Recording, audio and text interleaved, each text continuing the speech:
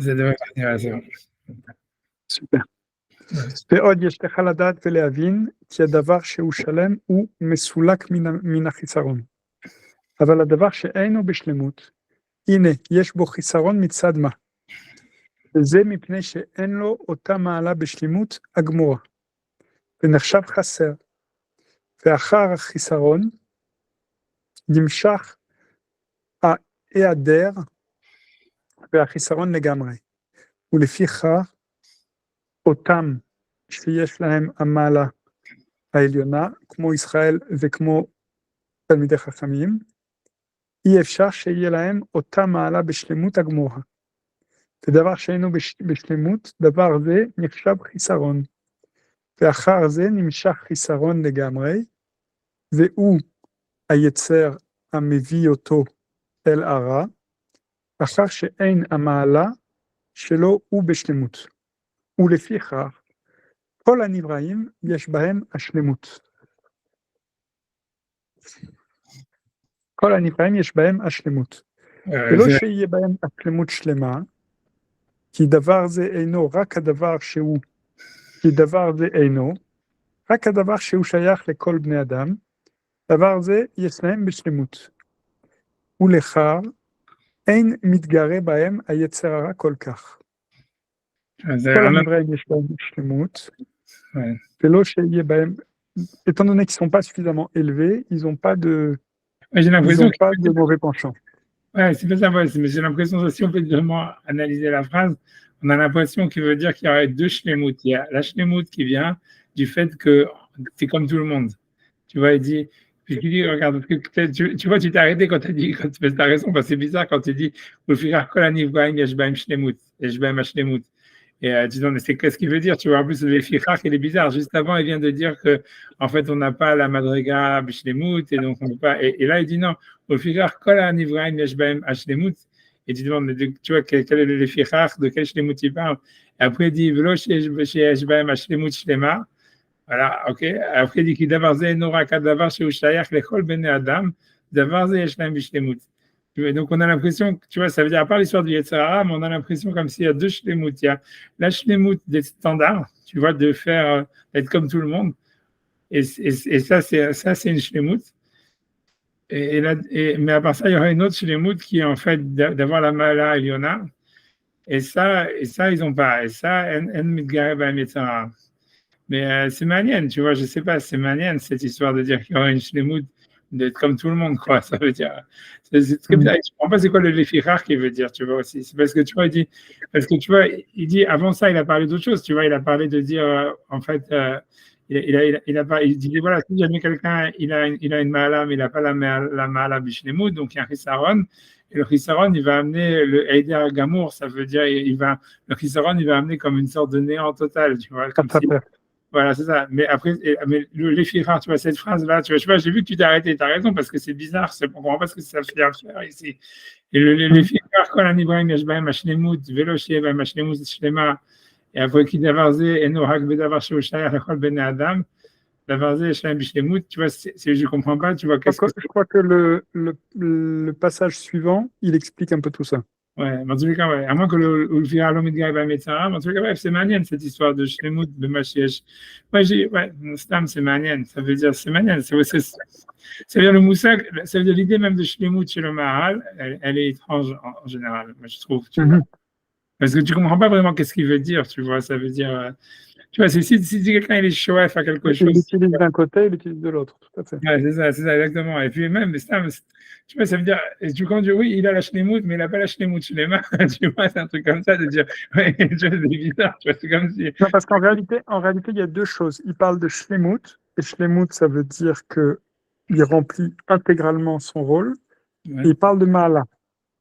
Ouais. Et en réalité, les Sharumot HaOlam, ils sont d'une certaine manière beshlemut b'ma'ala shelahem, אבל ישראל ותלמידי חכמים, כיוון שהם יש להם גישה למעלה יותר עליונה, אז אי אפשר שיהיה להם שלמות, ובגלל זה הם חייבים ליפול ולרדת. Voilà, je comprends l'idée générale, mais le Nosar, il est bizarre.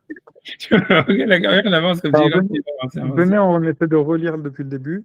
Ok, si tu veux. Vas-y, ועוד יפתח לדעת ולהבין כי הדבר שהוא שלם הוא מסולק מן החיסרון. Donc, toute chose qui est en plénitude est coupée de la notion de manque.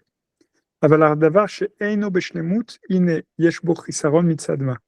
Mais celui qui n'est pas en plénitude, il est toujours, il y a toujours en lui un manque tel qu'il soit. וזה מפני שאין לו אותה מעלה בשלמות הגמורה, et cela étant donné qu'il n'est pas, comme dit, il n'a pas la mala dans la shlemut. Il n'a pas ce niveau dans la shlemut. Il n'est pas. Ouais, c'est ça. Il n'a pas la shlemut, il a une mala, mais il n'a pas la shlemut. C'est comme tu as dit, c'est-à-dire qu'en réalité, on a l'impression que la shlemut, c'est une sorte de. Ça serait plus lié, on peut dire, avec une sorte d'harmonie, quoi, en réalité. Ça voudrait dire être en harmonie ou être pas en harmonie avec soi-même ou avec quelque chose, dans le sens où il dit, ah, si quelqu'un il a une mala, il n'a pas bishlemut, donc en fait, voilà, il est manquant. Si tu veux, on est manquant par rapport, on est en fait, pas par rapport, en fait, on est imparfait par rapport à quelque chose, par rapport à quelque chose qu'on peut être, tu vois. Un truc comme ça. Et donc, ça veut dire, voilà, donc quand quelqu'un n'a pas de mala du tout, paradoxalement, il est shalem, parce qu'en fait, il n'a aucune mala, mais il est shalem dans sa nullité, ou même si ce n'est pas sa nullité, mais ça veut dire par rapport à lui-même, il est shalem dans son ensemble, dans son entité, mais quelqu'un qui a une mala, en fait, comme il n'a pas cette mala bishlemut, tu vois, ça veut dire justement le fait même que c'est une mala, on a l'impression que le fait même que c'est une mala, c'est une preuve que c'est pas shalem, quoi, parce que quelque chose qui est shalem, comme c'est ce qu'il a dit après, il dit shalem, c'est quelque chose que tout le monde a. C'est quelque chose qui est en harmonie, quelque chose que tout le monde a. C'est bizarre, hein, cette notion, mais quelque chose qui a une mala, avoir une mala, c'est en soi ne pas être shalem avec ça. Tu vois, c'est avoir quelque chose qui en fait, tu vois, qui nous sort de ce qu'on est, tu vois, qui nous sort de ce qu'on est, qui est au-dessus de ce qu'on est. Et c'est ça, avoir une mala. C'est avoir quelque chose qui, tu vois, quelque chose qui est en disharmonie avec soi-même, en fait. C'est comme si tu disais, voilà, quelqu'un, je sais pas, tu vois ce que ça l'idée, ça veut dire, je sais pas, tu dis, j'en sais rien, Napoléon, il aime faire la guerre, quoi. Alors voilà, c'est ça mala, mais c'est en fait, voilà, c'est une mala, mais c'est un problème, quoi. Ça veut dire, par rapport à ce que lui, il est en tant qu'être humain et tout ça, voilà, ça lui a fait des problèmes dans sa vie, quoi. Ça veut dire, c'est ça l'idée, ça veut dire un truc comme ça, c'est une mala. Toute mala, en réalité, elle serait en fait quelque part, en fait, elle aurait un côté en fait destructeur, c'est ça ce que ça voudrait dire, parce que sinon ça ne serait pas une mala, quoi. Quelque chose, c'est-à-dire en fait dans la prison c'est hyper romantique ce qu'il dit. En fait ce qu'il dit ça veut dire c'est dans le sens que tu vois, il ne peut pas y avoir une mala qui aurait pas un côté en fait négatif pour celui qui en est le porteur, quoi. Parce que sinon ça serait pas une mala. Sinon ça serait sa manière d'être et c'est tout, quoi. C'est un truc comme ça. C'est manienne comme idée, c'est manienne. Mais c'est vrai, est-ce que c'est vrai? J'entends, c'est très romantique, tu vois. C'est sûr que dans le monde moderne, on essaye de gommer ça. On essaye de dire non, en fait, on pourrait être tout à fait normal et être performant, ça veut dire être au-dessus de la norme, tout en étant complètement normal de l'autre côté, quoi. Et lui, en fait, il semble dire que tu vois que tu peux pas être au-dessus de la norme et être normal, quoi. Il a raison, techniquement, il a raison, tu vois, ça veut dire, mais si quelque chose, si quelqu'un a quelque chose d'anormal, en fait, une mala, c'est quelque chose qui est anormal, et en soi, c'est quelque chose, tu vois, donc voilà, donc le problème, c'est que pour la personne qui est normale à part ça, en fait, cette anomalie, en fait, comment dire, cette qualité qui est en fait une anomalie, en réalité, elle crée en fait un problème, elle crée en fait au niveau déséquilibre. Ouais, un déséquilibre. Au niveau global, en fait, c'est un manque de perfection, quoi. Ça crée une imperfection. C'est-à-dire, c'est une anomalie. Ça veut dire, voilà, c'est tout avantage ou tout niveau, je ne sais pas comment dire, toute qualité est en fait une anomalie. C'est ce que ça veut dire. Et sinon, c'est pas une qualité, quoi. C'est ce que ça veut dire. Et c'est même ça. C'est toute qualité est une anomalie, sinon c'est pas une qualité. Et donc, ça crée en fait chez la personne un problème, parce que comment gérer cette anomalie, comment gérer cette qualité, et ça en fait, ça aurait une tendance en fait destructrice pour lui, tu vois. Ça veut dire en fait qui le pousserait en fait au aider à Gamour, ça veut dire carrément à l'anéantissement, quoi.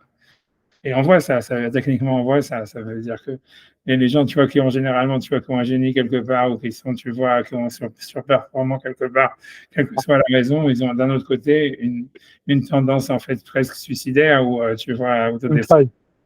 Ouais, c'est vrai, tu vois, on essaie de dire que c'est pas vrai, mais en fait, c'est sûr, c'est vrai, quoi. Tu vois pas Van Gogh normal, tu vois ce que je veux dire.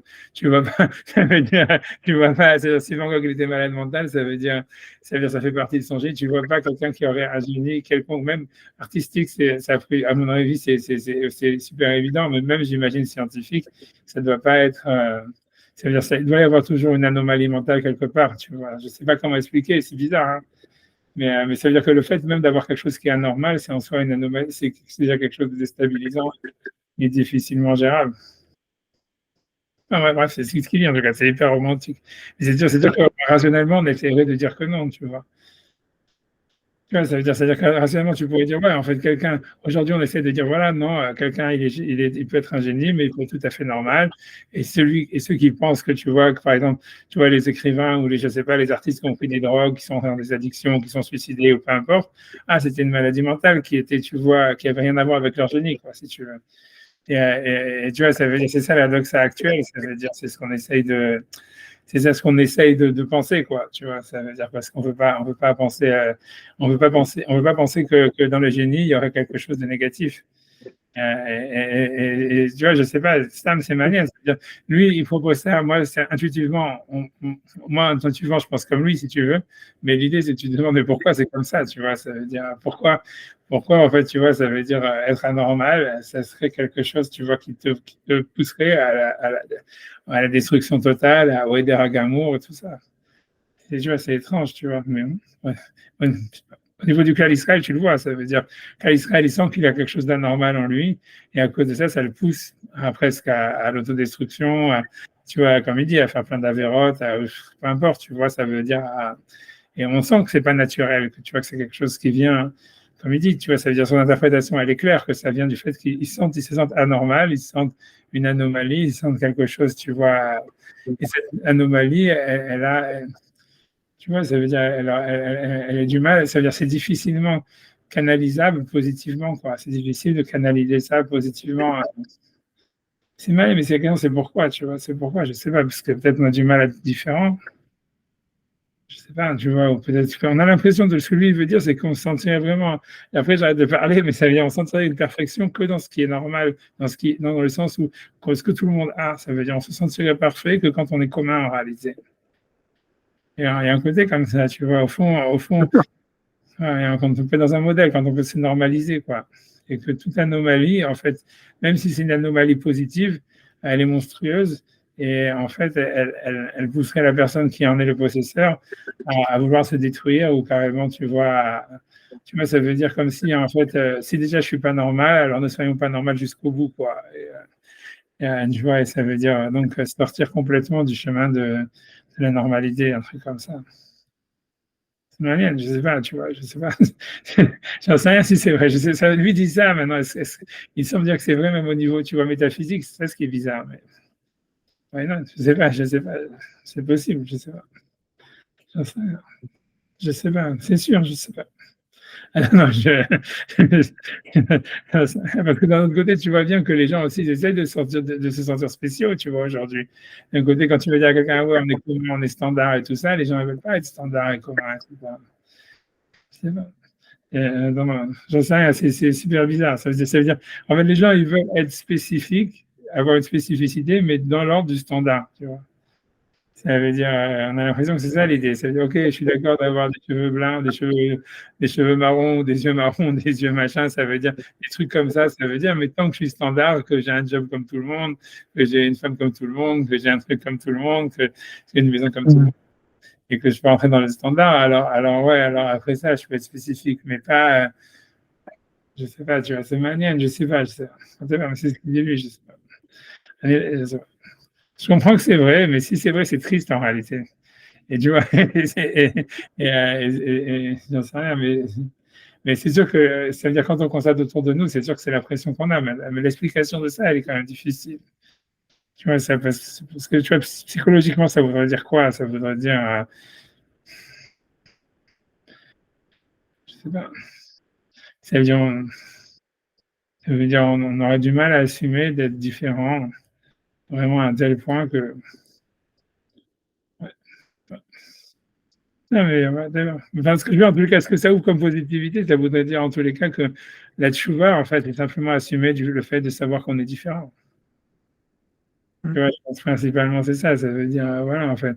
C'est-à-dire chacun, en tout cas, chaque juif en réalité, ou le clan Israël en lui-même, il est différent. Ça veut dire, il a une mahala, c'est une anomalie, on va dire, une mahala que les goïms ils n'ont pas. Et si tu l'assumes pas et tu dis je vais être comme tout le monde, à ce moment-là, tu vas te pousser à une autodestruction. Et si tu assumes en fait le fait que tu es différent, etc., et que tu insistes, voilà, que quelle que soit la différence, mais que tu as une anomalie, qu'en fait le monde il fonctionne différemment pour toi ou peu importe, etc. À ce moment-là, voilà, bon, c'est bon, ça ira, voilà. Tu vois, c'était dans la teshuva ou un truc comme ça, quoi. Je pense que ça doit être vrai pour chaque être humain en réalité. Pour chaque être humain. Que ce soit vrai au niveau du Ham Israël, pour le peuple d'Israël. Et comment ça se joue ensuite au niveau de l'individualité? Moi, je pense, tu vois, ça veut dire, moi personnellement, moi, ce que je pense que, tu vois, qu'en réalité, chacun, tu vois, c'est un peu comme je sais pas, comme on avait fait avec Rabbi Yocham, j'ai fait avec toi aussi ça, tu vois, que quand Rabbi Yocham, il dit que chaque être humain, chaque bria, même chaque animal, il a une chorma qui est spécifique, tu vois, qu'ils aient que le nebula et tout ça. Et moi, je pense, moi, ça veut dire, moi, je suis convaincu de ça, c'est-à-dire que dans le sens où je pense que, au fond, c'est vrai, et je pense que c'est vrai, mais je pense que le problème d'assumer sa propre chorma, c'est vraiment, tu vois, je veux dire, c'est-à-dire, et je pense que, en fait, on a vachement du mal à assumer, ça veut dire ce qu'il dit, en fait, ça veut dire, et tu vois, la définition même de la chorma, si tu veux, tel que Rabbi Yocham, il avait défini, ou même dans, pas que Rabbi Yocham, mais ça veut dire même dans, tu vois, dans le Sefer, on avait le Sefer Tomer Devora, sur qu'est-ce que c'est la chorma et tout ça, tu vois bien, en fait, c'est aussi une mahala, c'est quelque chose, tu vois, qui nous met en rapport avec Akadosh Baruch Hu, avec le monde et tout ça, c'est une manière qu'on a de percevoir le monde, et c'est quelque chose vers lequel on peut, à travers lequel on peut augmenter, tu vois, d'une manière comme hélicoïdale, tu vois, ça veut dire dans la chorma elle-même, il y avait des manières, tu vois, de perception, tu vois, comme il disait que des choses qui sont naturelles, qui deviennent surnaturelles, etc., etc. Mais moi, je pense que, tu vois, donc, cette chorma-là, en fait, chacun, il est vraiment spécial, tu vois, c'est-à-dire, tu vois, même, tu vois, ça veut dire, ouais, le Maharal, tu vois bien que c'est spécial, sa chorma. Et même quand nous, on lit le Maharal, tu vois, je pense que toi, tu as une chorma spéciale quand tu vas lire le Maharal. Moi, j'ai une chorma spéciale quand je lis le Maharal. Et que, tu vois, et qu'en fait, l'idée, c'est que chacun, il doit pouvoir communiquer, tu vois, de communiquer sa chorma à l'autre et tout ça, et c'est super important. Mais que je pense, tu vois, qu'en fait, on a du mal à assumer, en fait, le fait que, ok, ça c'est rien que pour comprendre le Maharal, mais je pense que même dans l'Ashgacha pratique, la relation qu'on a avec la Emouna, l'Ashgacha, tu vois, c'est-à-dire même, tu vois, la rationalité qu'il y a qu'on peut avoir pour comprendre notre vie, en réalité, elle nous est tout à fait personnelle. En fait, si tu veux, on est les seuls à pouvoir comprendre, en fait, comment notre vie, quel est le sens de notre vie, en fait, tu vois, d'une certaine manière, et comment l'Ashgacha pratique, elle fonctionne, tu vois, avec nous.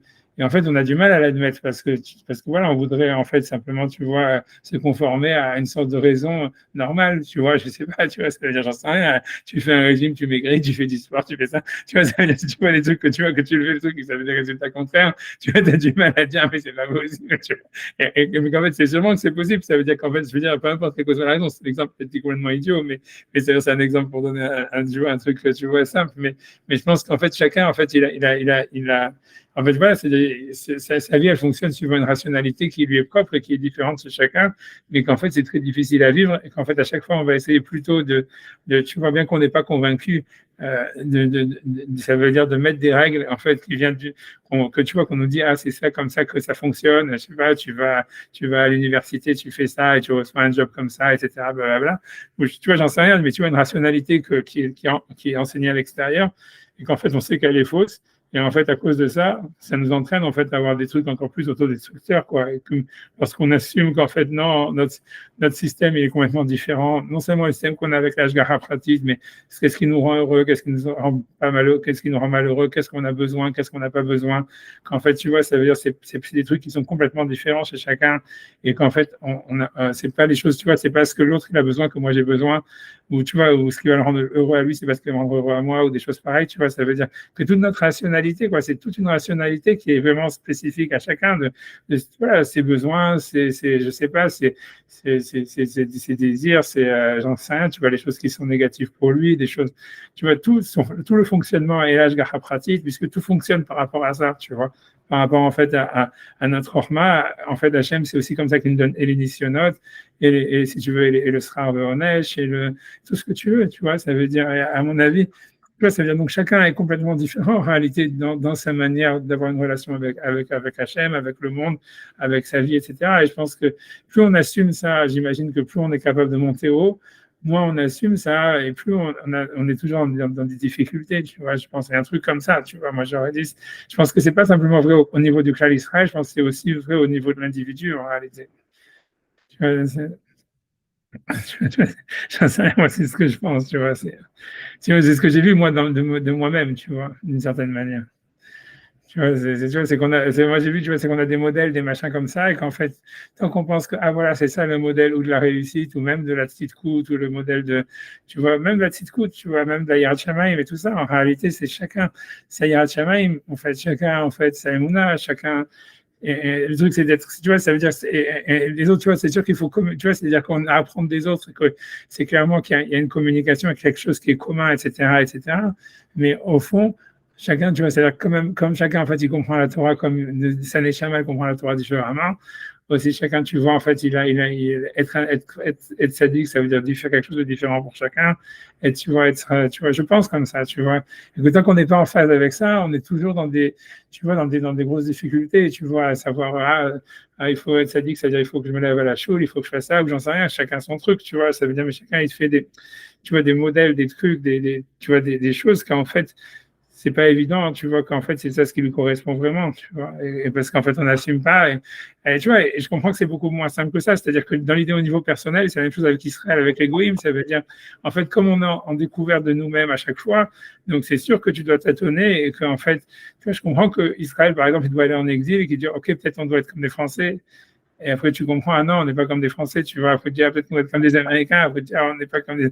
Mais c'est comme ça que tu te découvres toi-même, tu vois qu'est-ce que tu es, tu vois, par défaut, tu vois, par rapport au contact avec les autres, tu vois, je pense, puisque on ne sait pas nous-mêmes, tu vois, ça veut dire, c'est comme si on est. Je pense que le gros problème de tout ça, c'est qu'à part ça, on est une énigme pour nous-mêmes. C'est-à-dire, le clan d'Israël, il a une mahala, comme il dit, mais on ne sait pas c'est quoi cette mahala.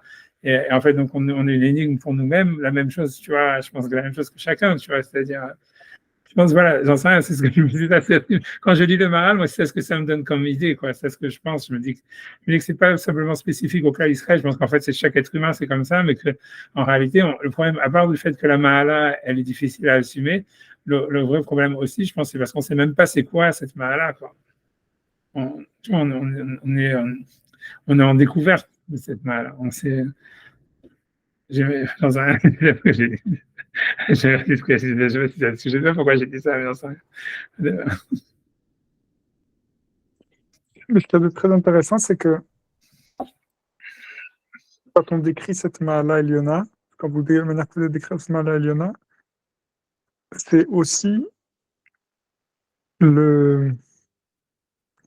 en réalité de la même manière que c'est cet échelon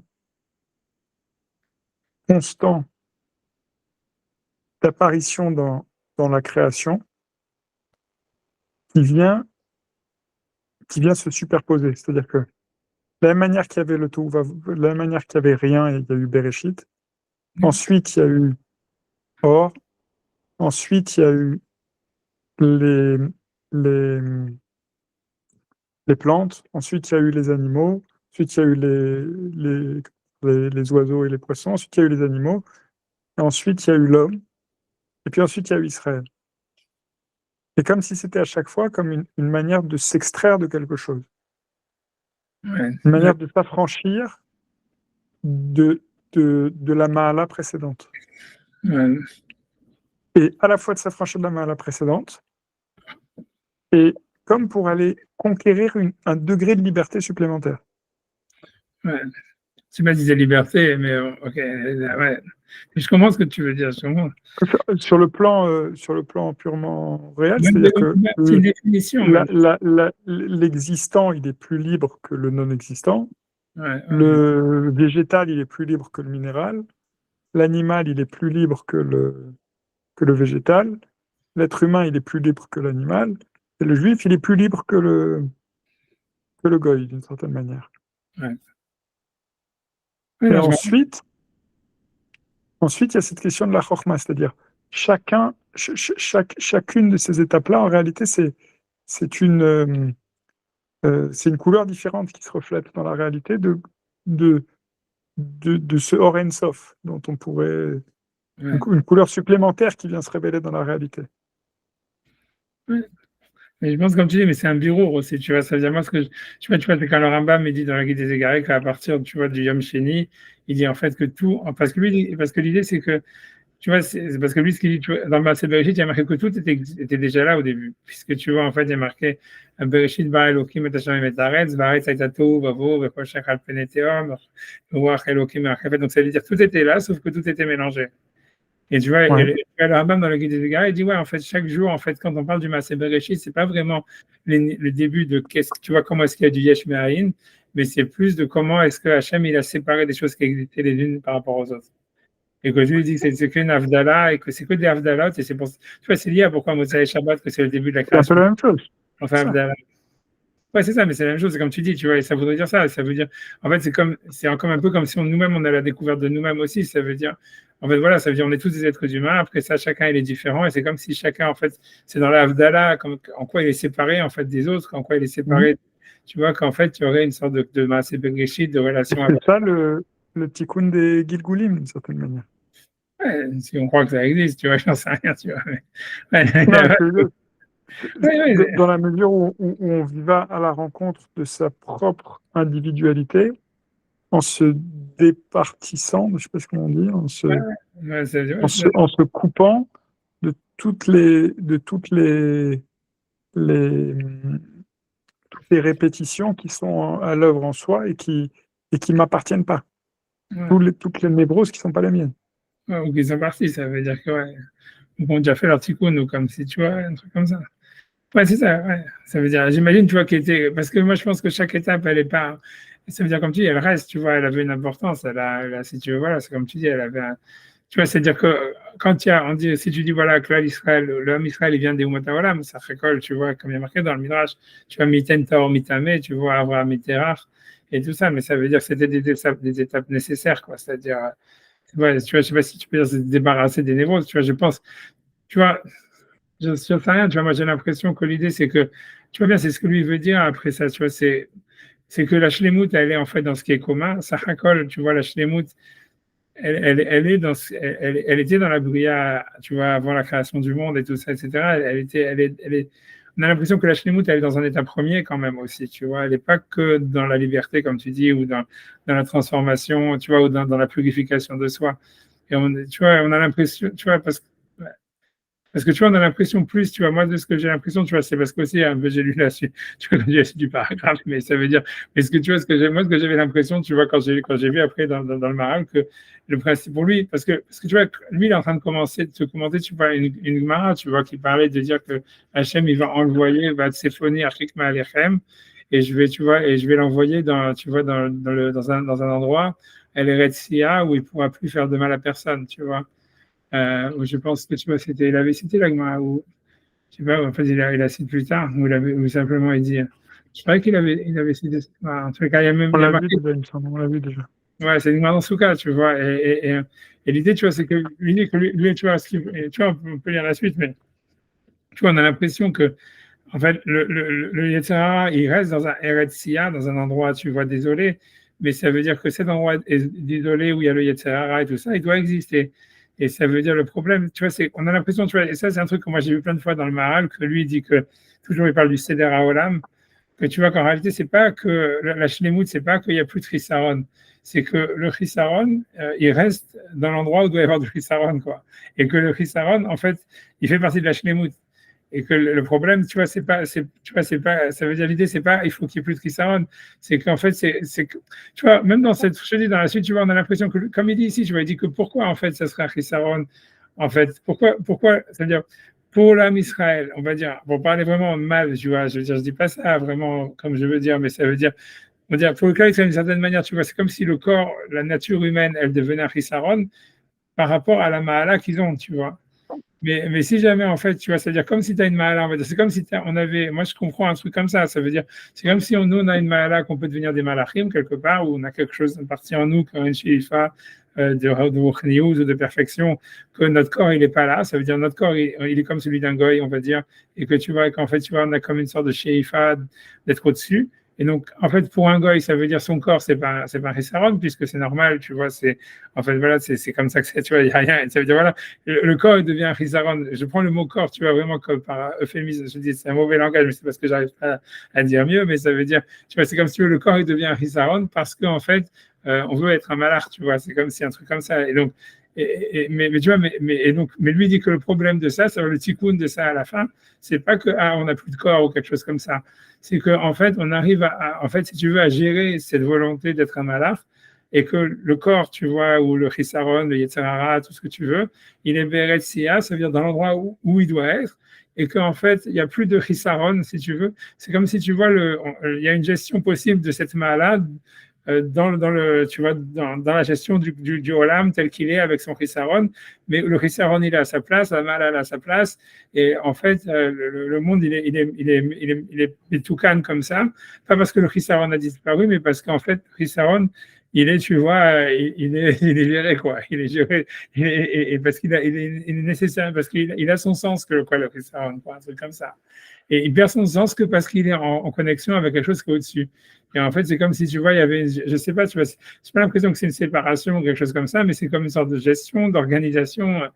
Je sais pas clair du tout, tu vois, mais c'est ça ce qui sort, tu vois. Parce que tu vois, dans la suite du paragraphe, tu vois, il dit un truc comme ça, si tu veux, on peut lire la suite, tu vois, mais parce que regarde la suite, au moins jusqu'à la fin de la colonne, parce que tu vois, sinon, tu vois, tu vois. אבל ישראל יש בהם המעלה העליונה, שהם בני אלוקים, je peux dire le nom de, comment, est-ce que je Ouais, peux mais dire ou pas?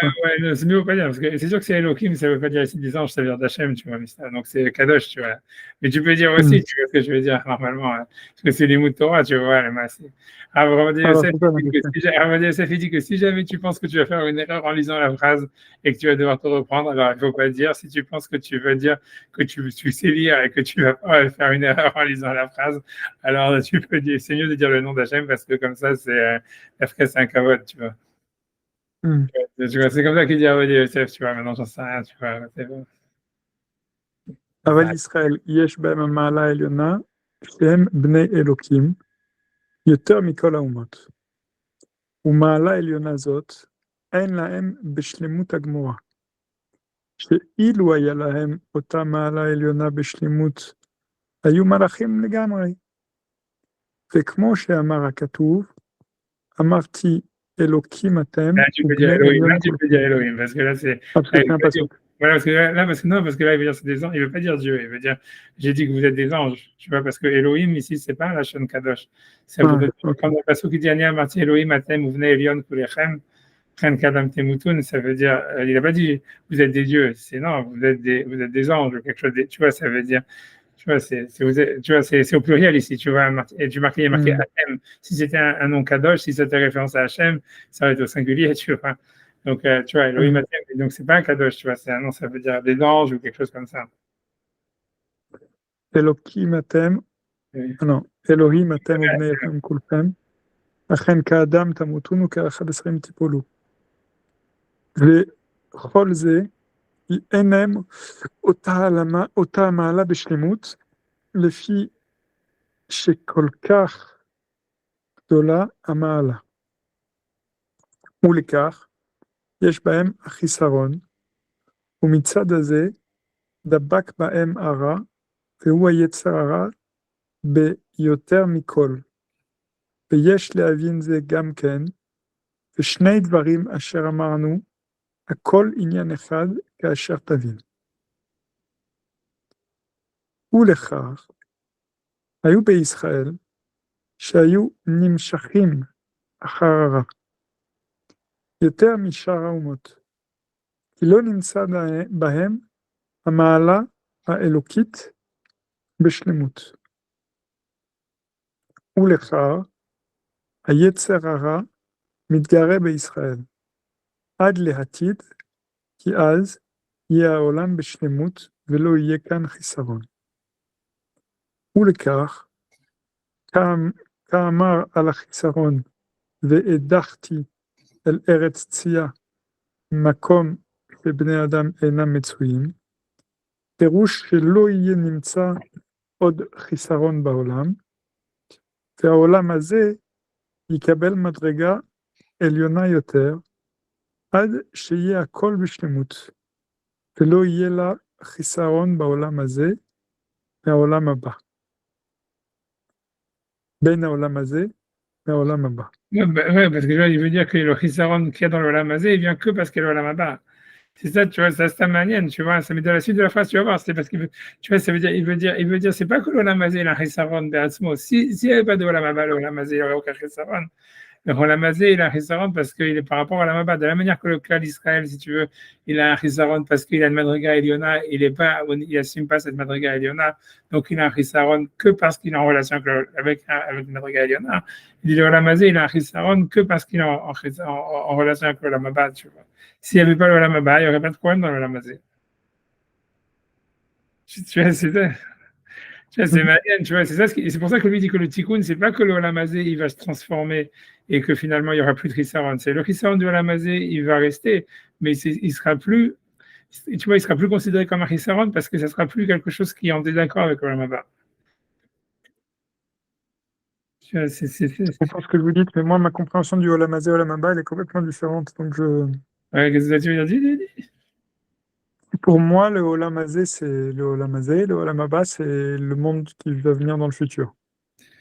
Et là, tu veux dire, ok, c'est pas un monde. Donc, pour moi, il n'y a pas un monde avec des petits anges et des choses comme ça et tout. En réalité, tous les mondes, c'est que des niveaux de perception, de réalité du monde différent, de perception, qui sont tous superposés et qui existent tous au même instant, au même moment. Et quand on dit le Olam Haba, c'est le monde qui vient après nous. Ouais. Et donc, quand on veut acquérir son Olam Haba, en réalité, on veut juste faire le maximum de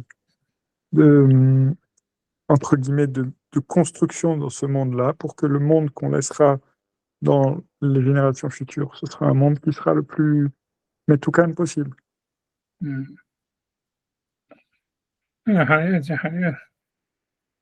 C'est comme ça que je le Ah non, ça veut dire,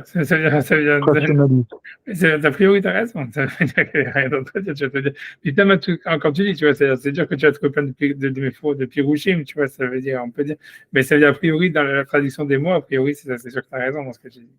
Dans la logique, dans la traduction des mots, tu vois, je suis d'accord avec toi, ça veut dire, t'as raison. Mais lui, tu sais pas ce que lui veut dire, mais tu vois, ok, mais ça veut dire, mais c'est vrai ce que j'ai dit. Parce que alors oui, peut-être que de toute façon, le monde il tend vers une perfection qui est attendue et qui est espérée un jour ou l'autre. Ça veut dire, c'est ça ce qu'on attend le Olam Haba, c'est-à-dire que le jour que quoi qu'il se passe, on va vers cette perfection, et que, étant donné que cette perfection, on y va de toute façon, alors oui, le Olam Hazé, oui, il est d'une certaine manière, il est incomplet, ou il est imparfait. Oui, c'est sûr.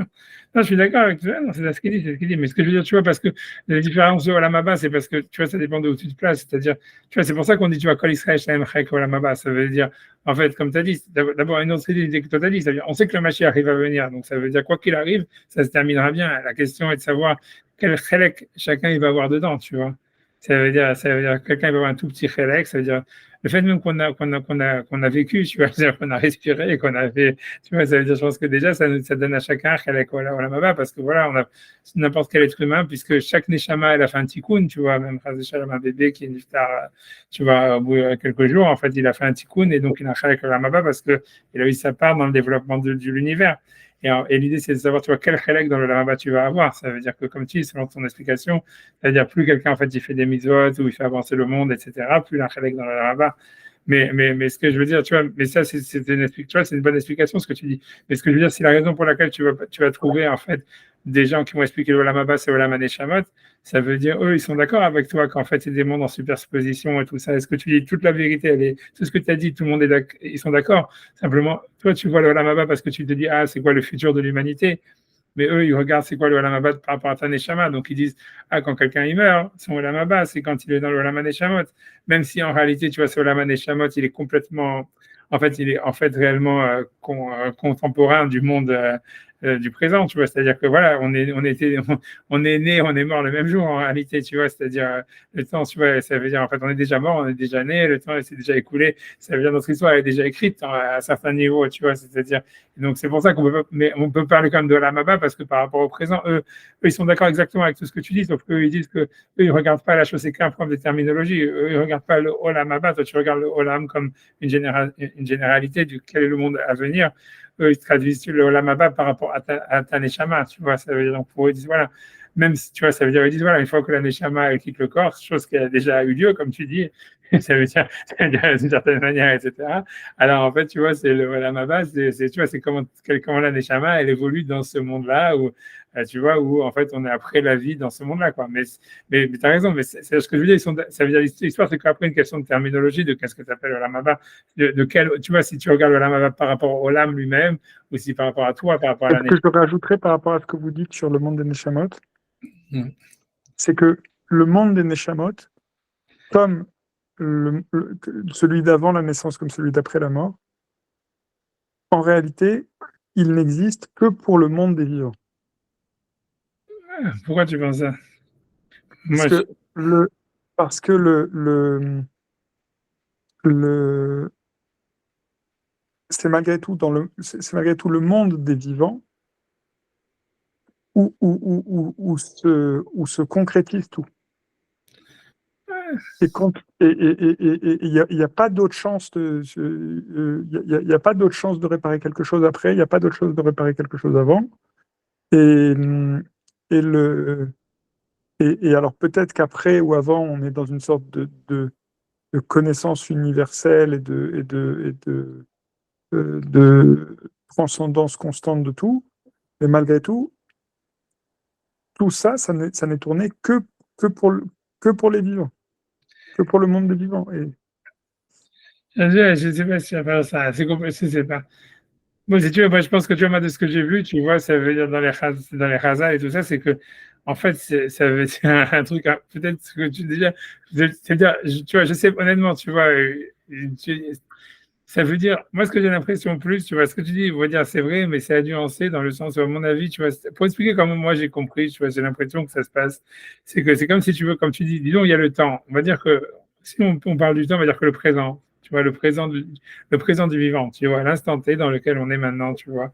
À mon avis, tu vois, c'est comme si tu veux, c'est comme le centre d'un disque, tu vois, si tu veux, comme si, en fait, tu vois, je sais pas comment expliquer, tu vois, c'est comme si, ça veut dire, c'est pas comme si tu vois, voilà, à mon avis, tu vois, comme s'il y aurait le monde des vivants, comme tu dis, le monde du présent, le monde où il y a du présent, le monde du vivant, et après ça, il y aurait des mondes éternels, tu vois, il y aurait des mondes où, en fait, si tu veux, on est dans une autre dimension du temps, où, en fait, on est, et en même, tu vois, on est déjà né, on est déjà mort, et la Neshama, elle évolue dans une autre dimension du temps, tu vois, et que, tu vois, que voilà, ou peu importe, et qu'il y aura encore Hachem, on va dire, où il y aura encore une autre dimension au-dessus, où tu vois encore, il y aurait moins encore de, tu vois, de dimension du temps présent, tu vois, comme un truc comme ça. Et que ça serait, en fait, si tu veux, comme des, si tu veux, des dimensions qui communiquent pas, mais qui sont parallèles les unes aux autres. Tu vois, moi, ce que j'ai l'impression quand tu regardes dans les Chazal, tu vois, quand on dit, voilà, quand il y a les Neshamot qui montent et que, tu vois, la première année, il y a la deuxième année, il y a tous les machins, tu vois, il y a les Kadishim, tous ces machins, les Shiva, les Shloshim et tout ça. Tu vois qu'en réalité, même, tu vois, par ça, il y a plein d'alachot par rapport à quand même quelqu'un, il y a plus personne parmi les vivants qui se rappellent de lui et tous ces trucs-là, etc. Tu vois, ça veut dire plein d'alachot par rapport, tu vois, ça montre qu'en fait, tu vois que la Neshama, ou si tu veux, ces dimensions du temps, en fait, elles sont liées aux unes et aux autres.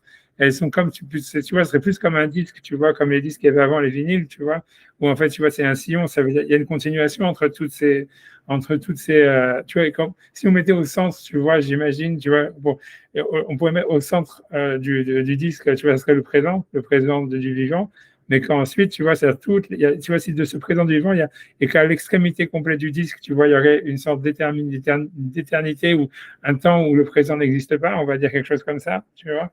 Et qu'en fait, si tu veux, le Olam HaNeshamot et tous ces Olamot, quand on te parle des Shivarikim, tu vois, de tous ces machins-là, de tous les niveaux de Gan Eden qu'il y a et tout ça, à mon avis, tu vois, c'est en fait, tu vois, c'est des étapes, tu vois, c'est des sillons où en fait, si tu veux, il y a je sais pas comment expliquer, où en fait la neshama, elle est séparée, elle est séparée tout en étant reliée, mais d'une manière, tu vois, différente. Encore une fois, tu vois, comme ça, avec le présent, tu vois. Et que c'est comme si en fait il y aurait deux extrémités, tu vois. Ça veut dire tu vois, ça veut dire une extrémité, tu vois, ça veut dire un centre où il y aurait, je sais pas, tu vois, l'idée du centre, peut-être elle est mauvaise, mais tu vois, mais tu vois, c'est ce que j'ai comme idée, tu vois, comme il y aurait une sorte de centre où il y aurait le présent et qu'en fait, il y aurait à l'extrémité, il y aurait une sorte d'éternité ou quelque chose comme ça, où le présent, en tous les cas, ce qui serait à l'antipode, tu vois, du présent de la vie, et que entre tout ça, il y aurait plein, si tu veux, il y a plein de lamottes, tu vois, qui sont en fait circulaires et qui connectent les uns avec les autres, exactement comme un disque, tu vois, comme les disques vinyles, tu vois. Tu vois, et que le, voilà, et tu vois, c'est pour ça que tu vois, je sais pas, moi, si vraiment, tu vois, je sais pas exactement si on peut dire, en fait, tu vois, c'est parce que tu vois, c'est comme Rambam il parle, tu vois, de l'histoire de dire est-ce que le monde il a été créé pour les hommes ou est-ce que les malachim ils sont plus importants que les hommes et tout ça. Tu vois, le Rambam lui pense que les malachim sont plus importants que les hommes. Tu vois, c'est Le pas tout le monde. Rambam ou le Ouais, le Rambam? guide des égarés, c'est un des passages du guide des égarés. Parce que tu vois, le guide des égarés, tu vois, justement, lui, tu vois, si tu veux, le Rambam, lui, si tu vois, il a vachement, lui, il est super anti-humaniste. Tu vois, ça veut dire, lui, il pense que tu vois, que le fait d'avoir voulu mettre, tu vois, et en fait, la vraie critique que Rambam il a sur la Kabbale, vraiment, si tu réfléchis, tu vois qu'en fait, le Rambam, il est hyper mystique et tout ça dans le Guide des Égarés, en fait, au fond. Mais je pense que la critique qu'il a par rapport à la Kabbale, c'est le fait, c'est le Adam Kadmon, c'est, tu vois, c'est le Zeir Anpin et tous ces machins-là, de dire que si tu veux, comme si l'homme, tu vois, il serait à la mesure, tu vois, comme si l'univers, il serait à la mesure de l'homme, et que si, en fait, tout a été créé pour l'homme. Et le Rambam, si tu veux, il est super, il est pas du tout, lui pense que c'est complètement cinglé de penser comme ça. Tu vois, ça veut dire lui pense que c'est, tu vois, c'est disproportionné, et c'est égocentrique et tout ça de penser que l'homme il est au centre de l'univers, il est le but de tout, etc., etc. Et cetera. Et c'est pour ça qu'il a tout ce chapitre là qui est connu où il dit que lui pense que les malachim sont beaucoup plus importants, que les malachim ils n'ont pas été créés pour servir l'homme, que tout ça, etc. Blablabla, parce que tu vois que l'homme en fait c'est comme un grain de sable par rapport aux malachim et tous ces machins là, tu vois. Ouais, et plein d'autres, le Rishonim, ils discutent sur lui, tu vois, Nachmanide et tout ça.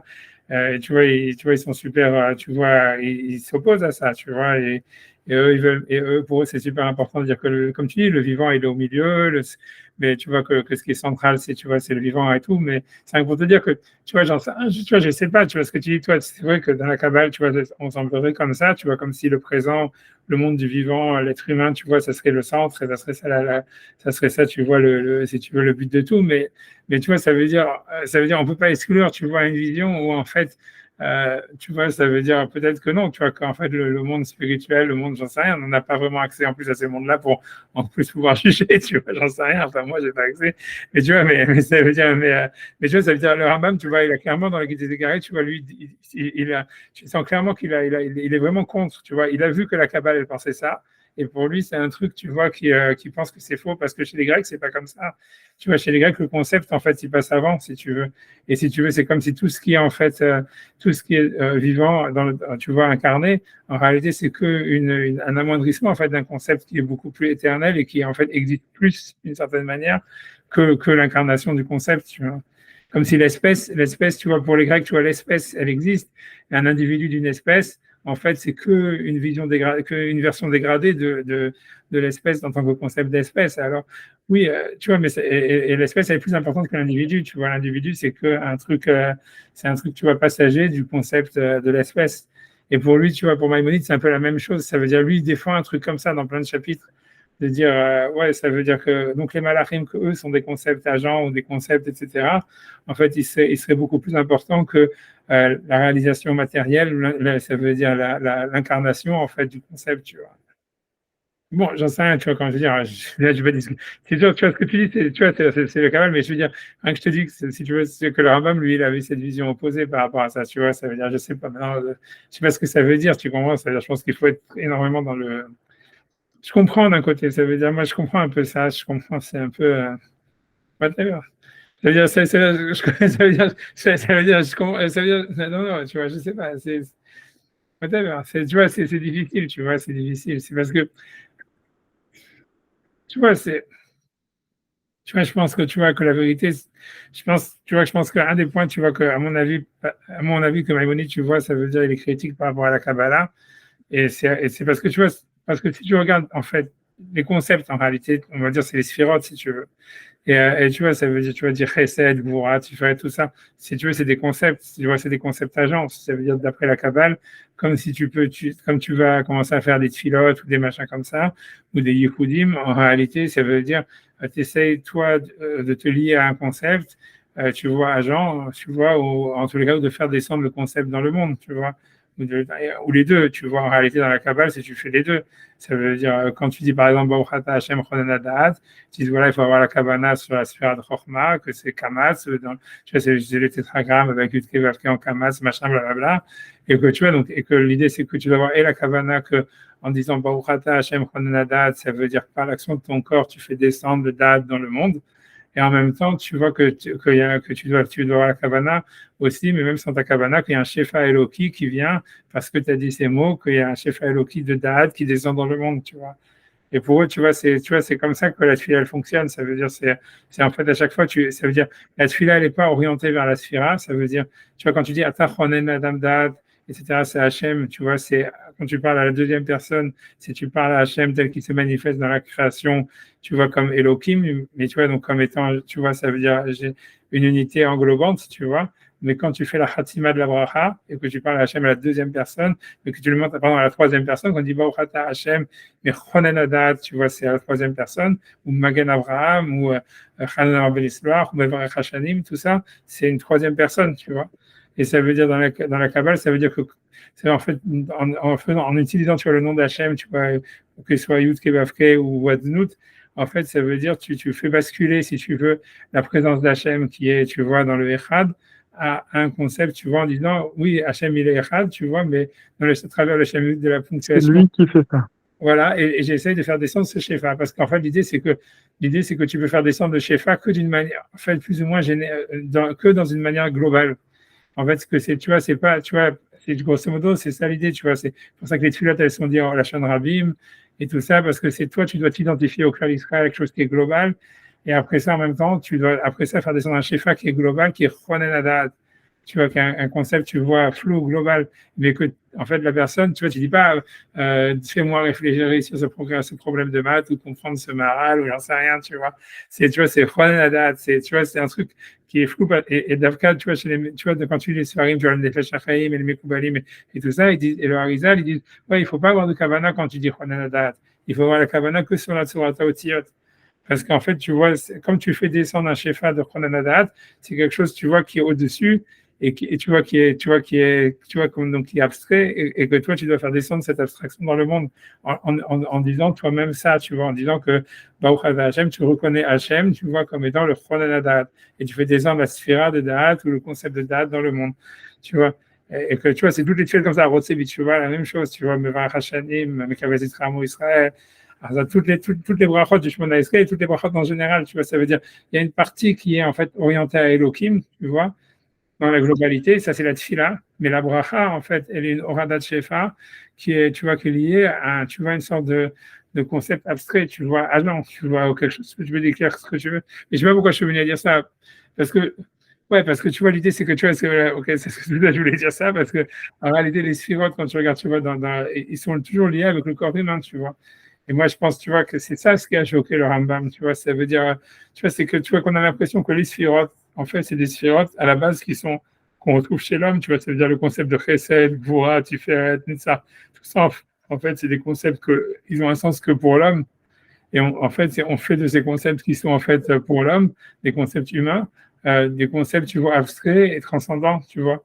Alors, tu vois, alors le Zohar dit, ouais, Hachem, il n'a pas les midot, il n'a pas de midot, tu vois, c'est pour ça que le Rambam, il est d'accord avec le Zohar, mais il y a des choses, des points d'achoppement, tu vois, c'est que, à mon avis, tu vois, il est d'accord avec le Zohar, tu vois, que le Zohar, il est d'accord, Hachem, il n'a pas de midot, donc Hachem, il n'est pas dans les sphirotes, Hachem, il s'habille dans les sphirotes, mais il n'est pas lui-même dans les sphirotes, tu vois, un truc comme ça, il ne fait pas un avec les sphirotes, mais n'empêche que ces sphirotes, elles sont à l'image humaine.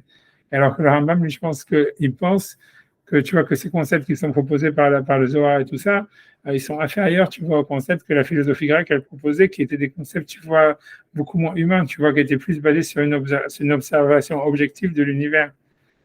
moi, je pense, tu vois, si tu me demandes, tu vois, avoir eu le guide des égarés et avoir lu très peu de Kabbalah, j'ai l'impression, parce que tu comprends l'idée, pour moi, un des trucs que je me suis demandé, c'est, tu vois, quelle est la relation de Rambam avec la mystique, tu vois, parce que, tu vois, il y a des mecs qui ont des lectures super mystiques du guide des égarés, et c'est possible, tu vois, parce que, clairement, tu vois, il y a un côté mystique dedans.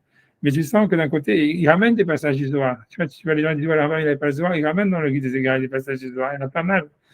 Mais tu vois, mais en fait, mais d'un autre côté, moi, je pense que toute cette histoire qu'il a, et quand le point d'achèvement pour lui, c'est quand il dit, ouais, les malachim, c'est beaucoup plus important que les hommes, et que lui, ce qu'il n'aime pas, c'est, tu vois, le doigt il dit, ouais, les malachim, ils sont là pour servir les hommes.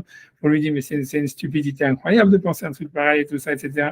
Et je pense, tu vois, tu vois que lui, que son idée, je pense que c'est l'idée même des sphirotes comme étant, tu vois, prise du corps humain, ou tu vois, comme des choses, tu vois, qui sont ressenties par l'homme, qui remet encore l'homme au centre, même tu vois dans la manière dont Hachem se manifeste dans le monde, je pense que c'est pour lui, c'est ça ce qui est inadmissible, tu vois. Tu vois, j'en sais rien, tu vois.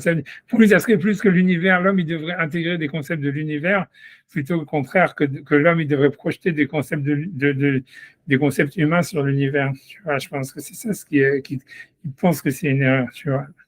Ah, mais je ne sais pas comment on est venu à ce qu'on parle, c'était le rame de Neshamot, de l'action, est-ce que tout était aimé. Je dis, le Rambam, il a tout un chapitre sur ça, sur l'idée de savoir, est-ce que, tu vois, ce que tu dis, c'est sûr que dans la Kabbale, c'est ce qu'on dit, tu vois, c'est tout le Zohar, tout le Ramban, tous les Rishonim normaux, ils disent comme toi, tu vois, en fait, que tout a été créé pour le vivant, pour le Olamazé, pour l'étape du présent et tout ça.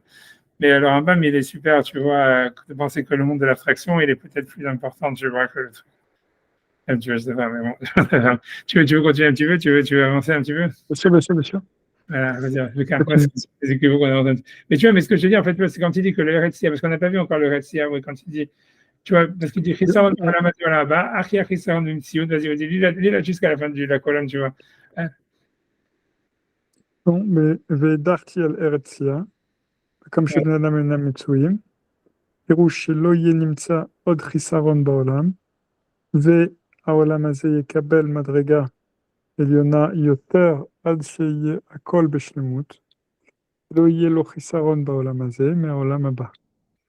אך יהיה החיסרון במציאות שהוא חסר בעצמו, רצונו לומר, רצוני לומר,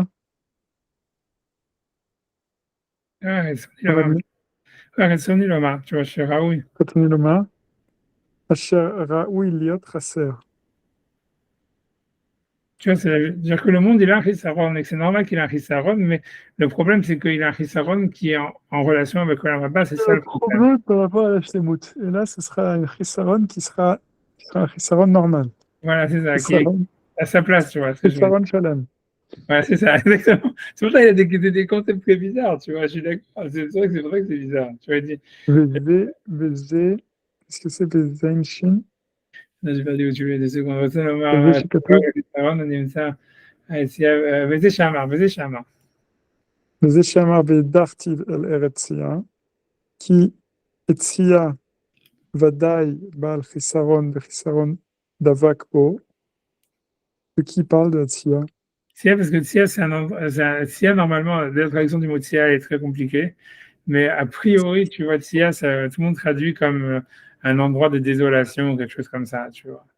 Et tu vois, Tzia, c'est donc ça ce qu'il appelle Tzia, mais c'est sûr que c'est un concept, tu vois, et c'est un concept que personne ne sait exactement ce que ça veut dire, tu vois. Dans Perek Shira, il y a Tzia, il y a Tzia Omeret, Orza Wala Tzadik ou Lishkel Simcha. Mais c'est traduit, tu vois, ça veut dire. Mais c'est, je sais, honnêtement, tu vois, à la traduction du mot, ça veut dire désolation, comme ça tu le regardes dans tous les livres, ça veut dire dans les trucs traduits, c'est Faria, quand tu traduis le passouk, tu vois, Vedartiv, El Eretsia, ils vont dire, je l'enverrai, je le repousserai vers un endroit désolé, ou un endroit désert, ou un endroit, voilà, comme ça, tu vois. Mais Tsia, a priori, ça veut dire un désert, un endroit de désolation. C'est pas évident, quoi. Parce que tu vois, il y a un passage qui dit Yesusu midbar vetia tagel arava vetivra tu vois vetifra kachavatzelet. Tu vois, ça veut dire Yesusu midbar vetia, ils se réjouiront le désert et la tsia. Comment je disais, Yesusu midbar vetia tagel arava. Arava, tu vois, a priori, c'est aussi les endroits où il y a que des aravotes. Ça veut dire, tu vois, c'est des sortes de forêts ou de, je sais pas comment traduire. Voilà, tu vois, c'est des endroits en fait où il y a rien de, où il y a pas de, on pourrait traduire que là, ce qui est sûr, c'est que Retsia, c'est un endroit où il n'y a pas de plantes fruitières qui poussent. Il y a que des plantes qui sont soit des buissons, tu vois, comme des haravotes, tu vois, comme, tu vois, ça veut dire comme des, voilà, tu vois, c'est comme ça peut être la toundra, tu vois, tu vois, c'est une sorte de désert, tu vois, comme en français, je pense, il y a je pense que même comment ça s'appelle, l'Amazonie, c'est un désert, je crois. Bah ouais, je pense qu'en théorie, parce que un désert, c'est pas que des déserts où il y a que où il y a que du sable. En fait, désert, ça veut dire c'est des endroits où il n'y a pas d'habitation, où il n'y a pas de trucs. Et je crois que l'Amazonie, ça s'appelle un désert aussi en français normalement. C'est ce que, si je me souviens de mes cours d'histoire géo d'avant, tu vois, mais c'est parce qu'il y a des déserts arides, il y a des déserts pleins de végétaux, il y a des déserts, je sais pas, il y a 5 sortes de déserts. Mais tu vois, mais Tsia, c'est comme ça, si tu veux, ça serait ça serait comme un synonyme de désert, parce que c'est toujours associé au Midbar, mais ça serait mais voilà, ça ne serait pas un midbar. Tu vois, c'est pas clair. Même, tu vois, beaucoup Stam, tu vois, je sais pas si tu sais ça, mais il y a beaucoup de Mefarshim, et que pour moi, ça fait beaucoup de sens, qu'ils expliquent que quand on dit que Israël c'est dans le midbar, que le midbar, c'était pas un désert avec du sable, c'était des forêts, tu vois. Parce que ça explique pourquoi, comment ils ont pu avoir des harazim, comment est-ce qu'ils ont pu avoir tout ça. Tu vois, parce que comment ils peuvent avoir tous les matériaux pour faire le Mishkan et tout ça, s'ils sont dans un endroit où il y a pas un arbre à la ronde. Alors, les Midrashim me dit, ouais, ils les ont amenés d'Égypte et tout ça, mais c'est parce qu'ils avaient beaucoup à Kodesh, ils en avoir besoin. Mais tu vois, c'est super dorak. Mais il y en a plein qui disent, tu vois, je sais, comme le Yarabet, ça vient comme Ben Svi, des Rishonim, tu vois, des rabbanim de cette période-là, qui disent, non, c'est pas chose que le Midbar, en réalité, c'était un endroit, c'était une forêt, c'était une forêt tropicale. Et ça s'appelle un désert. Tu vois, même en français, je te promets que ça s'appelle un désert. Je suis sûr de ça, je suis presque sûr. Tu as qu'à regarder mon Wikipédia. Et qu'un midbar, c'est simplement un endroit où il n'y a personne qui habite. Donc ça peut être, tu vois, en fait, une forêt luxuriante, tu vois. C'est pour ça que le mot tsia, c'est la même chose, tu vois. Des fois, tu le vois comme un truc, tu vois, joyeux, c'est très bizarre, tu vois. Tu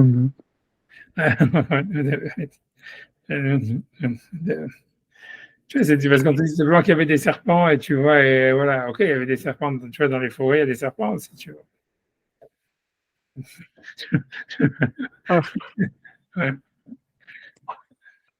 אך יהיה החיסרון במציאות שהוא חסר בעצמו, רצוני לומר, אשר ראוי להיות חסר. וזה שאמר ואידך תבעל ארץ צייה, זה צייה ודאי בעל חיסרון דבק בו. רצוני לומר, כי שהוא ראוי אל החיסרון, יהיה נמצא בו חיסרון. אבל במקום שיש בני אדם, אשר ראוי להם השלמות, יהיה הכל בשלמות ולא יהיה בו חיסרון. Ouais, tu vois, c'est manière, tu vois, ça veut dire pour lui, le Chisaron, c'est, tu vois, je sais pas, c'est étrange, tu vois, ça veut dire, on a l'impression que le problème que les Bnei Israël, en général, tu vois, du Chisaron, c'est par rapport que, tu vois, c'est un Chisaron par rapport au Olam Haba. Ça veut dire, si jamais le Olam Hazé, il n'avait pas de rapport avec le Olam Haba, il serait parfait. Mais en fait, il a un problème avec le Olam Haba, donc il a un Chisaron. Et le Tikkun, c'est qu'en fait, on garde le Chisaron, mais on est capable d'être quand même en fonction avec le Olam Haba. Et tu vois, et ça serait bien, tu vois, par rapport au Limud Torah, tu vois, ça veut dire, parce que la Torah, ça marche comme ça, tu vois. C'est la Torah, on a l'impression, ça admet que, tu vois, il y a la nature humaine entièrement, tu vois, c'est-à-dire dans son intégralité, tout, ça veut dire la violence, ce que tu veux. Mais simplement, il faut gérer, tu vois, ça veut dire, voilà, il y a des lois, quelqu'un il fait un dommage comme ça, il y a ça, on fait des achakot, on fait ça. Mais ça veut dire, en fait, que, tu vois, l'idée, c'est que la Torah, elle n'est pas là pour dire, ah, la nature humaine, elle va se transformer. Non, ça veut dire, la nature humaine, elle va rester telle qu'elle. Sauf que le Chisaron, il sera dans l'endroit où il va y avoir du Chisaron, quoi. Ça veut dire, tu vois, ça veut dire, c'est des trucs comme ça, et c'est géré, quoi. Et donc, ça fait qu'il n'y a plus de problème maintenant avec le Olam Haba, et que, tu vois, tu vois, c'est manienne, c'est dans la Torah, on voit un truc comme ça, mais c'est intéressant comme histoire, tu vois, qu'en fait, c'est comme si l'homme, il ne doit pas se transformer, il doit simplement gérer sa nature, et ça veut dire, et l'intégrer au fait qu'il est capable de faire quelque chose de plus grand, tu vois, et que ça soit plus en conflit l'un avec l'autre.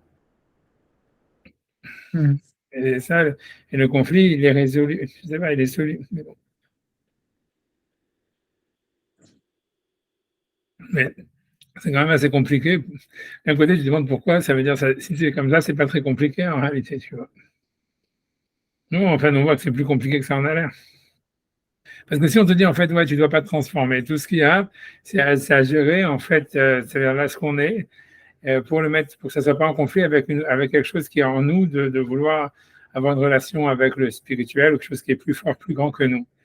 Ok, tu vois, je veux dire, en quoi c'est tellement compliqué? Tu vois ce que je veux dire? Ça veut dire, ok, alors voilà, tu vois, tu suis les mitzvot de la Torah, je sais pas, tu fais la tefila, tu fais machin, tu vas étudier, tu vas travailler, tu fais ça, tu vois, ouais, tu vois, c'est quoi le big deal? Tu vois, ça veut dire, qu'est-ce que tu attends d'avoir le Mashiach pour ça? Tu vois ce que je veux dire? Une fois que tu as reçu la Torah, c'est suffisant. Mais tu vois, mais j'ai l'impression que on dit ça, mais en fait, c'est plus compliqué que ça en a l'air. Ça veut dire, on voit, en fait, même si on fait tout bien, en fait, d'abord, c'est pas, on n'arrive pas à tout faire comme il faut.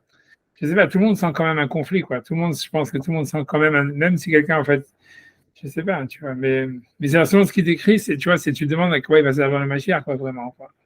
Tu vois, ça veut dire, Moshe, en fait, en donnant la Torah, il a déjà tout donné, tu vois, je veux dire, il n'y a plus vraiment, sauf peut-être qu'on ne peut pas faire la Torah bien, parce qu'en fait, voilà, on a des problèmes, voilà, il y a des problèmes ici, des problèmes physiques, des problèmes de parnassa, des problèmes de machin, on sait rien, et ça fait que, voilà, que tu vois qu'en fait on n'arrive pas, même si on cherche à trouver un équilibre, en théorie on pourrait y arriver, mais on n'y arrive pas parce qu'on n'est pas dans des situations optimales, quoi. Peut-être c'est ça, je sais pas.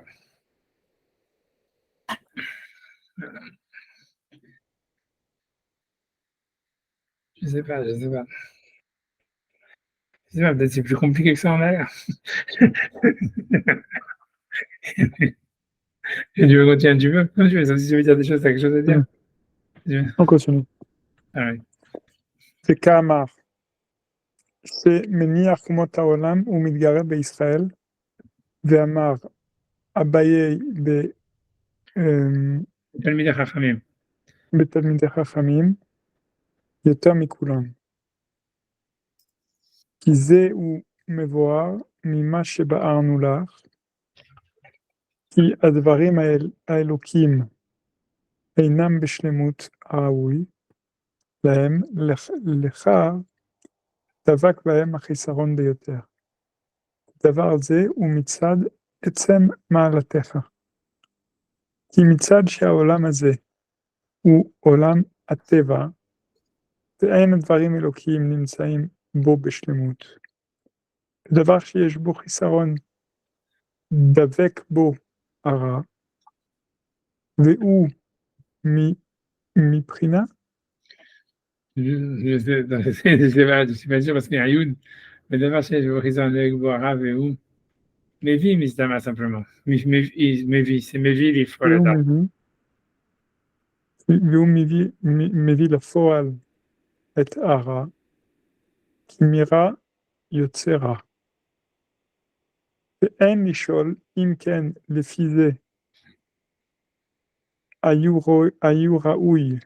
היה ראוי שימצאו באומות צדיקים גדולים, כאשר אין היצר הרע מתגרה בהם, כי אין זה שאלה, כי עובדי גילולים לפחיתותם, אין זה נחשב רע, כל הדברים שהם רעים.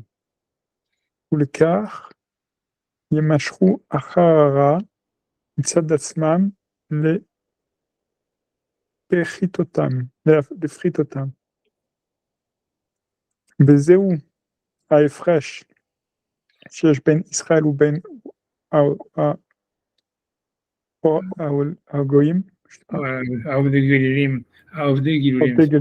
עובדי גילולים, כי ישראל מצד שהם בשלמות רק היצר הרע מתגרה בהם ומביא אותם אל הרע, ואין הרע בהם מגרה בהם.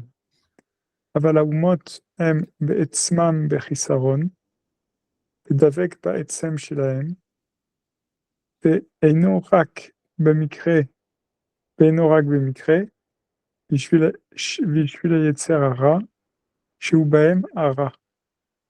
ומצד זה, ימשכו עצמם לגמרי אל הרע, שהם פתוחים, שהם פחותים ורעים. והרע להם טבעי, ונמצא כי לפי מדרגתם הפחותה שלהם יימצא הרע בעצמם בלא גרוי. משל למה הדבר דומה? לשכל האדם שימצא בו הטעה ושיבוש, יותר ממה שימצא לחוש העין. דבר זה מפני שהשכל אינו טבעי,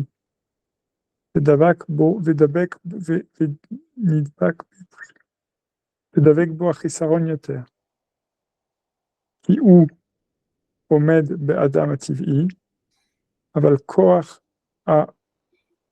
הרעות, force de la vision, c'est pas de quoi il parle. Ouais, je me suis dit ça. אבל כוח הרעות שהוא טבעי, והוא אינו בעל חיסרון כל כך, ומפני זה אין לומר שהשכל הוא פחות.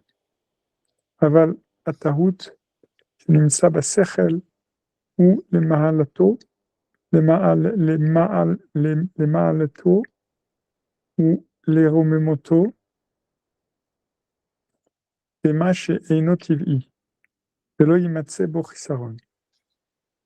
ולכך תמצא בחינה אחת בישראל שהם אלוקיים ביותר, כי נמצא בהם המעלה האלוקית כולם.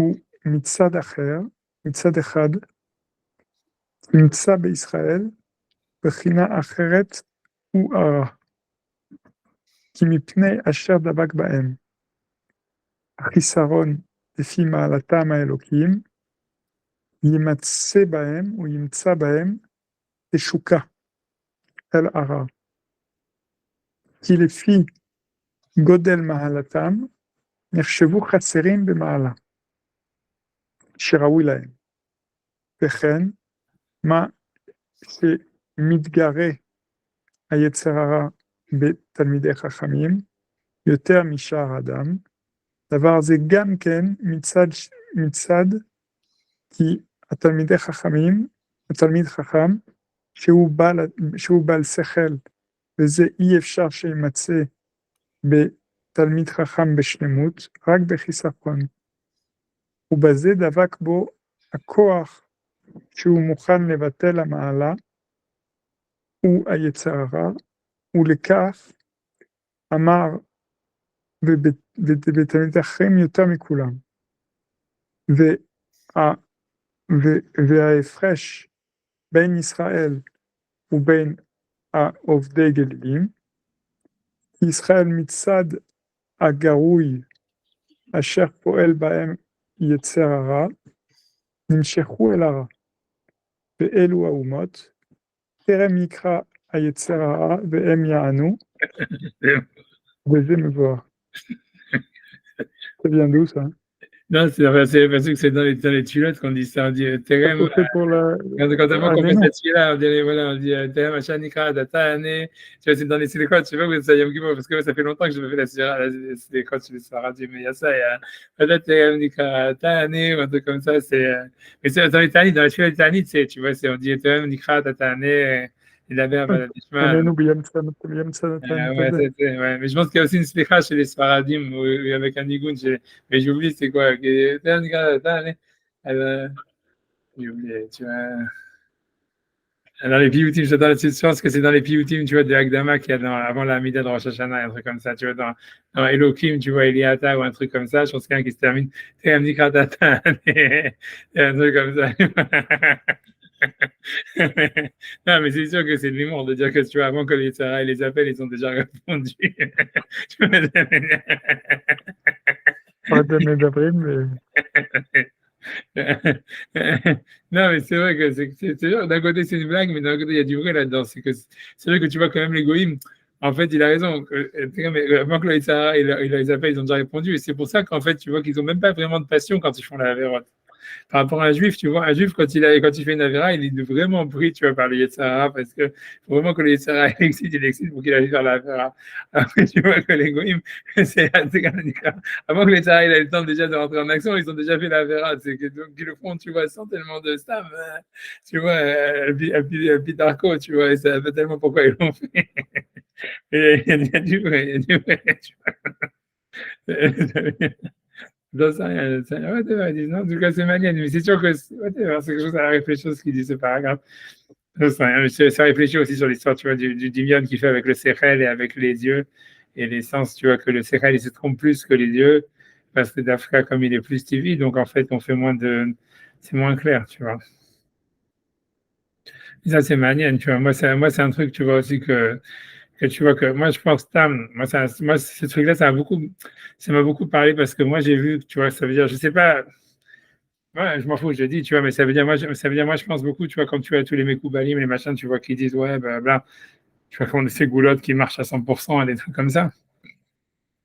Moi, déjà, tu peux être sûr que c'est pas vrai parce que, tu vois, moi, c'est ce que j'ai vu, tu vois, c'est que tous les rabbinim qui étaient vraiment, tu vois, qui étaient vraiment des tzadikim, que tu vois, qu'ils avaient vraiment du Ruach HaKodesh, rien n'était clair chez eux. Tu vois, c'est comme il dit, tu vois, ça veut dire que plus quelqu'un, en fait, il a une madriga de Ruach HaKodesh, plus il sait que tu vois que c'est pas clair ce qu'il a vu. Et tu vois, et quand il dit, voilà, le sechel, tu vois, il dit le sechel, il se trompe plus que les yeux, et Kalvachomer, tu vois, plus quelqu'un est rouhani, plus en fait, il sait qu'il peut se tromper, il a une tendance à se tromper. Moi, j'ai vu ça, tu vois, moi, j'ai vu que, tu vois, que tous les vrais Mekoubalim que moi j'ai connus, que c'est des vrais tzadikim qui avaient du Ruach HaKodesh, ils avaient de la névoie et tout ça, mais même, tu vois, c'est comme la névoie que tu vois dans les Sfarim, que tu vois que les Nevi'im, eux-mêmes, ils savent pas ce que leur névoie, elle veut dire. Tu vois, c'est pour ça que le langage, tu peux l'interpréter de 10 manières. Est-ce que ça parle du Beit Sheni? Est-ce que ça parle du Olam Haba? Est-ce que ça parle de ça? Tu vois, dans tous les Nevi'im, toujours comme ça, tu peux l'expliquer de différentes manières. Des fois, la Gemara l'interprète comme étant le sens contraire complètement de ce qui est marqué dans le Pshuto Shel Mikra. Et parce que tu vois, c'est comme ça, parce qu'en fait, tu vois, ça veut dire, la saga, en fait, de Ruach HaKodesh, elle n'est pas une saga claire. C'est comme il le dit. Et quand tu vois tous ces mecs-là qui disent, ouais, je sais pas quoi, tu fais ces goûts-là, tu fais ça, tu vas voir, il y aura ça, il y aura ça, il y aura ça, tu peux être sûr que c'est n'importe quoi parce que Davka, tu vois, dans le Ruach HaKodesh, c'est jamais quelque chose de clair. Ça ne veut pas être quelque chose de clair. Tu vois. C'est un truc manière. Tu vois,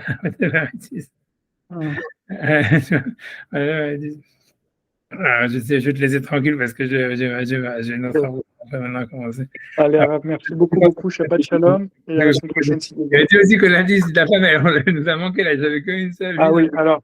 C'est difficile pour elle en ce moment, mais. Okay, les garçons ont repris l'école. D'accord. Alors Okay. Eh ben, j'arrive pas à me. Elle n'arrive pas encore à se libérer du temps. Ok, d'accord, c'est pas grave, c'est pas grave. C'est pas grave, Vous c'est pas avez complètement expliqué, faut que je me réhabitue. Ok, d'accord. Shabbat Shalom, Arabe. Ok, shalom. À la semaine prochaine.